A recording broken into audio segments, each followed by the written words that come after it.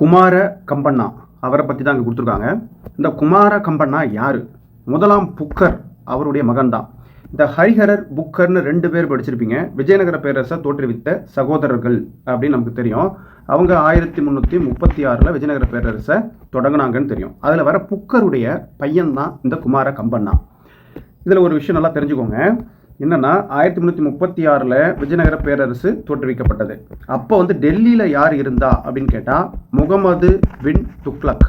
அதையும் தெரிஞ்சுக்கோங்க. அதே சமயம் 1335 எடுத்துக்கிட்டிங்கன்னா மதுரையில் எடுத்துக்கிட்டிங்கனாக்க மதுரையில் குறிப்பாக மதுரை சுல்தானியம் ஆட்சி நடந்துக்கிட்டு இருந்தது. இதையும் தெரிஞ்சுக்கோங்க.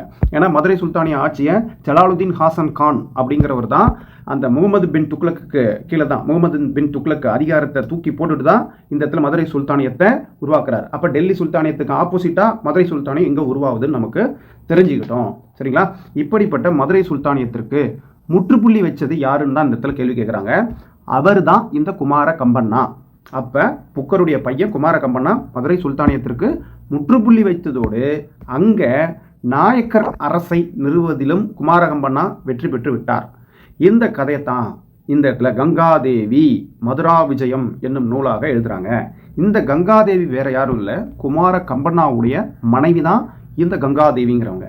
இவங்க தான் மதுரா விஜயம்னு சொல்லி ஒரு நூலாக அதை வெளியிடுறாங்க.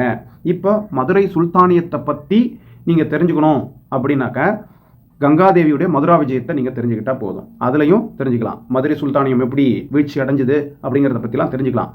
அதே சமயம் இந்த மதுரை சுல்தானியத்தை பற்றி இன்னொருத்தரும் எதிர்க்கிறார். அவர் பேர் இபின் பட்டுடா அப்படின்னு சொல்லுவாங்க. இப்போ இபின் பட்டுடா ரிகிலா அப்படின்னு சொல்லி ஒரு நூல் எழுதியிருக்காரு. கிட்டத்தட்ட இவர் 29 ஆண்டுகள் தன்னுடைய பயண அனுபவத்தை வச்சு எழுதின நூல் தான் இந்த ரிகிலாங்கிற நூல்.